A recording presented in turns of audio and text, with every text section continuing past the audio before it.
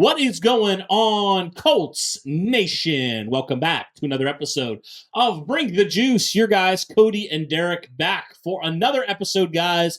Hey, in today's episode, we are going to talk about some players on the Indianapolis Colts current roster who have the most to prove in 2024. All right, Derek, so we identified 7 players we're going to talk about today who we believe have the most to prove in 2024. There's obviously a lot of players that we could probably put on this list. We debated a couple other guys.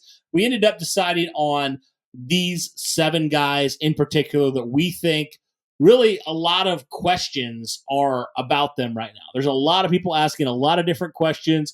Is this player this? Is this player that? What's the future of this player? All those things. So I thought we could just kind of talk about that today. And I think we have to start by talking about the Indianapolis Colts quarterback, Anthony Richardson. I mean, I don't think there's any question, Derek. Anthony Richardson has a ton to prove this year. The first thing being, can he stay healthy? Can he stay healthy through all 17 games? Can he be the franchise quarterback for the Indianapolis Colts? I mean, just naturally, Derek, when you draft a quarterback that high, those are going to be the questions that everybody asks. So when it comes to Anthony Richardson, Derek, talk to me about just all the things that he has to prove here in 2024. Well, first things first, the main aspect of this is Anthony Richardson doesn't really have to prove as much that he can play. It's the fact that he's going to be available long enough to play. That's the main question mark here. I don't know not a lot of people are talking about Anthony Richardson's inability to play, because if you actually go and look at the plays from Anthony Richardson, obviously the highlights were very good in the minimum time he did play last year. So a lot of people look at that and say, oh, well, he's got something there. Clearly he's not far behind everyone. So now, are you just able to play for longer than 5 games before you decide to, have an injury? Obviously, he didn't do it on purpose. I'm not implying that. But like Anthony Richardson was talking about a few weeks ago with his play style, says, I don't need to change my play style. I just need to be smarter in that play style. I need to take less hits. I need to avoid contact as much as humanly possible. So those are the things that we're hoping to see this year from Anthony Richardson. We obviously want to see Anthony Richardson run the football a little bit, because that's what's so unique about him. That's what gives him an added advantage to his game. It's the same thing that Lamar did. It's the same thing that Cam Newton had to do. So there's levels to it, but we want to see you healthy, man. We want to see you on the field. And if that means that you're avoiding contact 90% of the time by just not running, then that's fine. That's what I need you to do. Use them legs the same way that Patrick Mahomes usually does. Patrick Mahomes never going out there looking to try to run. He's just out there trying to avoid contact as much as possible. And, of course, we're going to see a few things with Anthony Richardson and his legs throughout the year. But, again, if you can just avoid the big hits, don't let these guys get a hold of you like that next year, and we'll be fine. So the biggest aspect of this, at least for me, Cody, is I don't need to see – he has already proven to me that he has at least the basic level of understanding to be able to play this game at a good level already, even as a rookie going into this year, because let's admit it, he's practically a rookie still. 22 years old, only played in 4 games last year. There's not a lot. He's practically a rookie still. But I've seen enough from the play aspect to say this guy can play at this level 100%. But the main prove it point, can you play the way that you play and actually stay on the field? That's what everyone's looking at. To steal the old cliche, the best ability is availability. I mean, it's cheesy, but it's true. I mean, that's the simple fact of it. It's like Anthony Richardson can put all these highlights together, but again, he's got to stay on the field and got to be available. That's what matters the most for AR and this upcoming season. So no doubt about that. He's got to prove it. And then if he can prove it, I mean, then it's just about, can he, start to make some noise and develop as a quarterback? That was kind of the big question mark last year with the inexperience. And so that's kind of some of the things that we'll have to think about later on. But for right now, for AR, it's just staying on the field and being available and reducing those chances that you get knocked out of a game or, all those things like that we saw last year. So definitely a big one for AR. Got to prove a lot of things. The biggest one is being healthy. But one of the guys that AR will be throwing to, I think, Derek, a lot of people I feel like have just completely written this guy off, have completely slandered his name.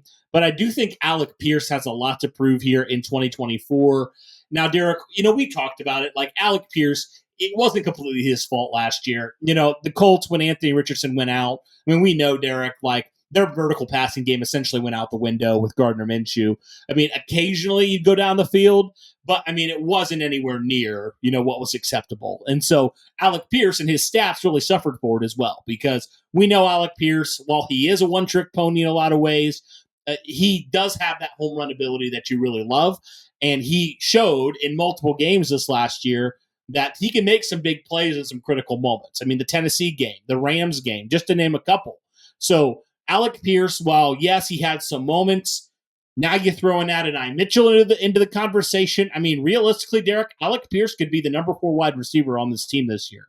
That's crazy considering he had over 1,000 snaps last year, had the most snaps of any wide receiver on the Indianapolis Colts last year, and all of a sudden he could be reduced to a number 4 role. Now, I don't think that means his snaps are going to go down where he barely sees the field, but I do think it's a big critical year for him because he's actually got some real competition for that number 2 outside wide receiver position. The guy that's going to play alongside of, Michael Pittman for the foreseeable future. And Adonai Mitchell's a guy, Derek, that even though him and Alec Pierce were taken relatively around the same spot, I mean, we talked about how electric this wide receiver class is, and probably, if we're being honest, in 2022, if Adonai Mitchell and Alec Pierce were in that same draft class, Mitchell would have gone a lot earlier than Alec Pierce. I mean, he's just that much of a dynamic type of player.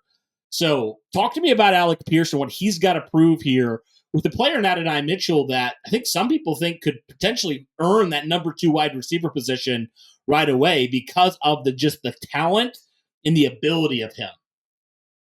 Yeah, so Alec Pierce, we've talked about him so much over the last, basically this entire offseason, even last season going into it, that Alec Pierce, it's been an up and down story for him.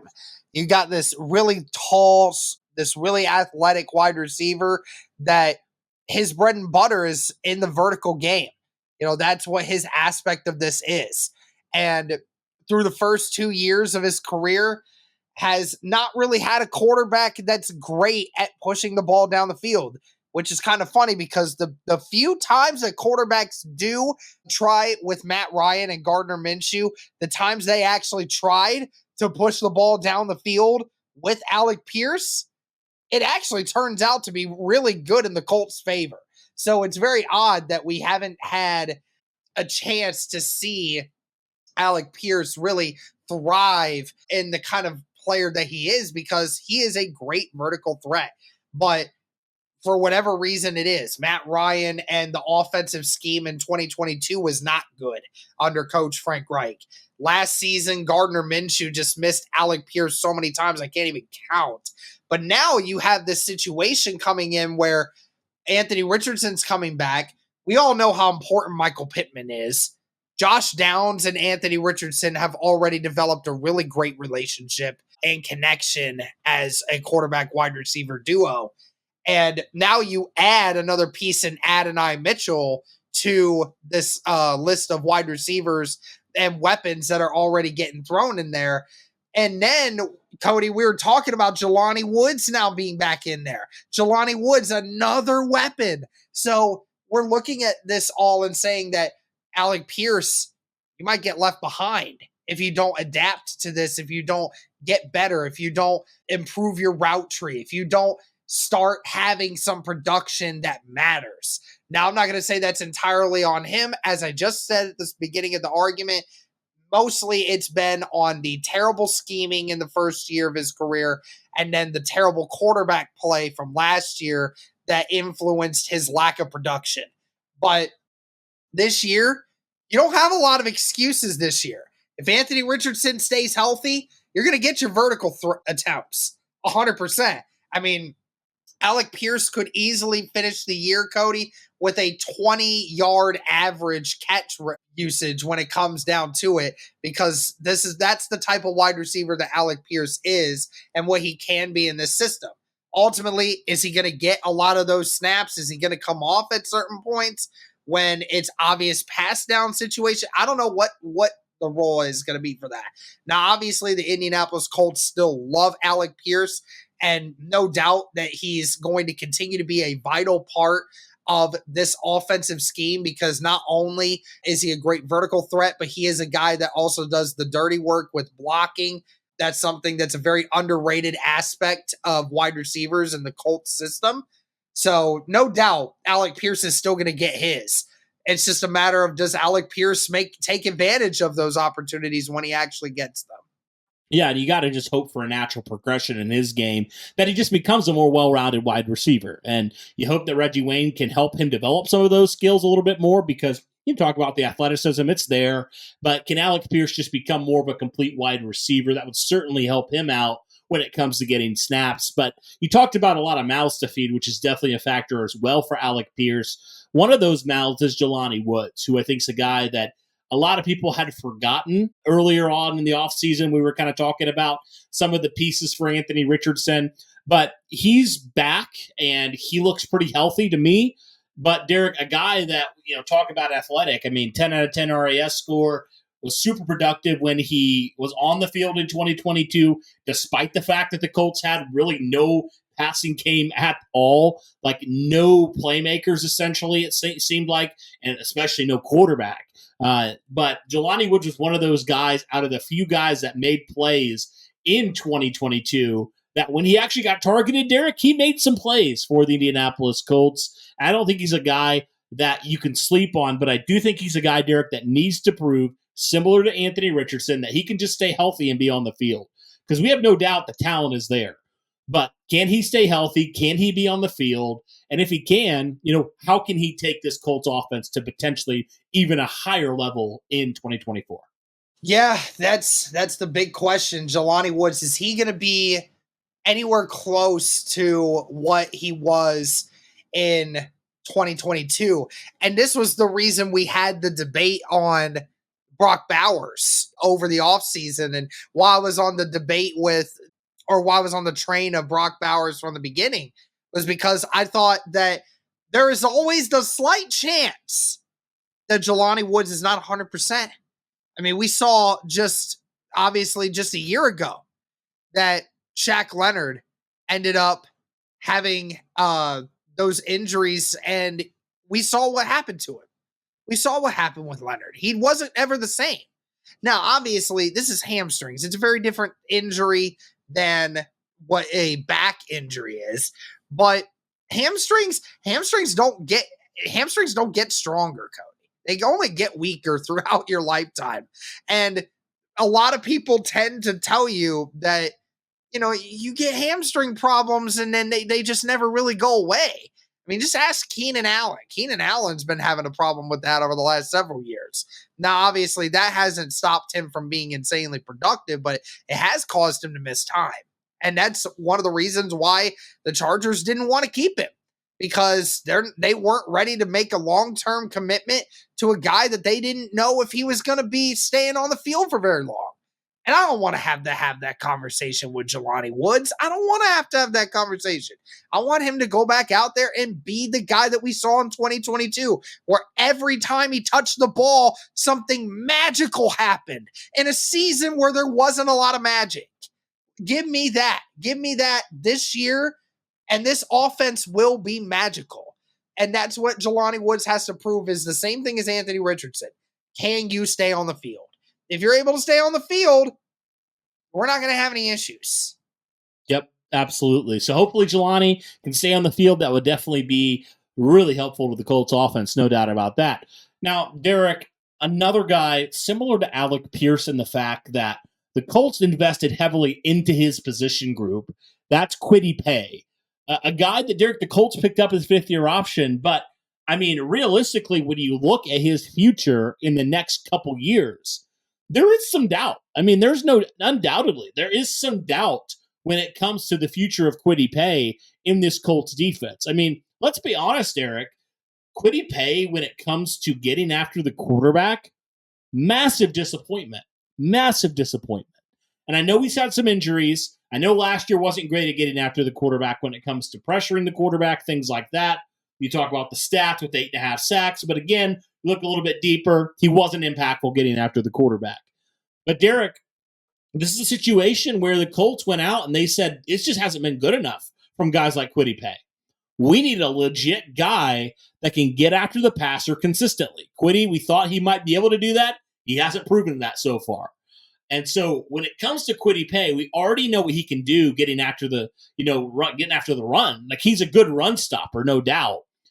But Derek, this is a guy that he doesn't just have to like improve slightly getting after the quarterback. He has tons to prove to this Colts defense, to Charlie Partridge and all these guys, that he can actually be a part of the solution, not more of the same problem the Colts have had at getting after the quarterback. What do you say about Kwity Paye and kind of what he has to prove here in 2024? Yeah, Stephen Holder had posted something on ESPN the other day talking about how, yes, the Colts did bring him back for a fifth-year option deal, but his future with the Indianapolis Colts is uncertain. And the main question with that is, hey, the Colts just drafted Laiatu Latu. They drafted who you might think could potentially be your replacement. Potentially. Now, we have to see what happens with Ebukam and whether or not Ebukam is going to be here long term or not.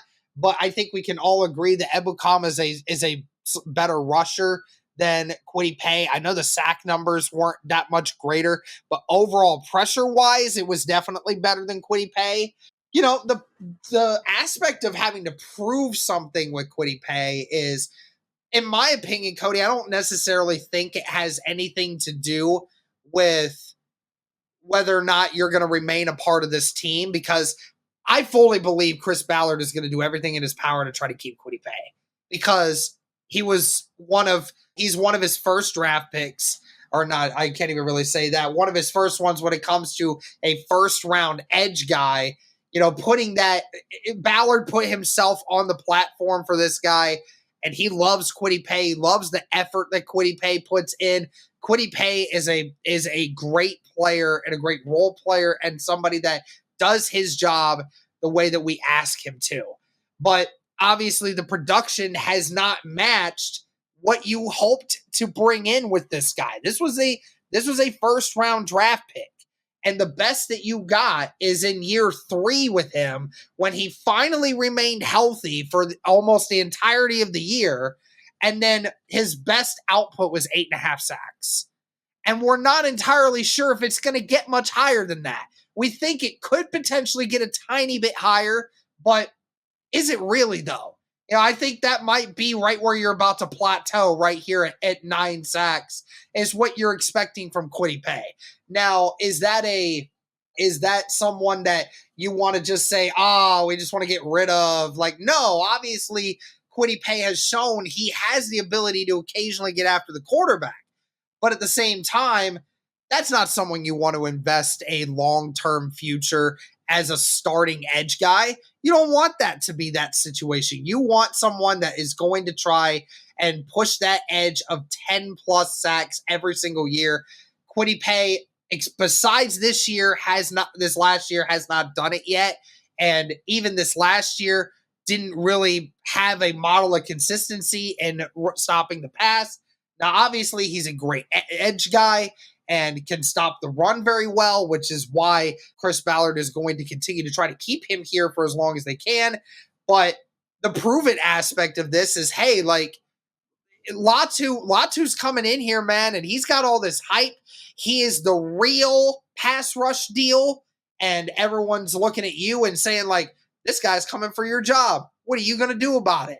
Well, I mean, obviously Latu and Pay are great friends. They've worked out in the offseason together, even working out still amongst each other when they're not at the Colts facility.